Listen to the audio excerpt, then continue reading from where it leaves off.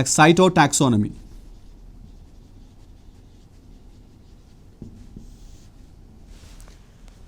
So as we know that cytology or cell biology deals about a cell and the cell components.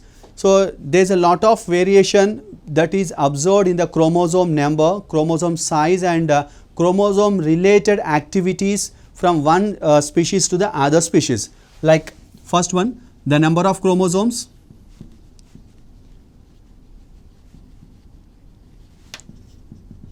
size of the chromosomes, meiotic movement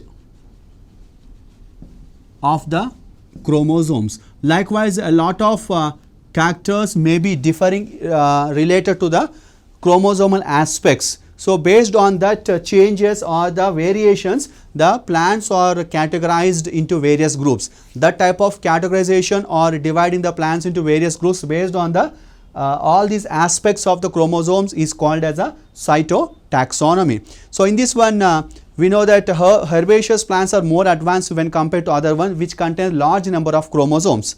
And if you take one species, the number of chromosomes in one particular species is same, but the number of chromosomes in different species belonging to same genre will be differing. Likewise, the number will be changing from one species to the other species, but at the same time the chromosomal movement and also the size of the chromosomes is also been considered for classification of the plants. So that concept is called as a cytotaxonomy.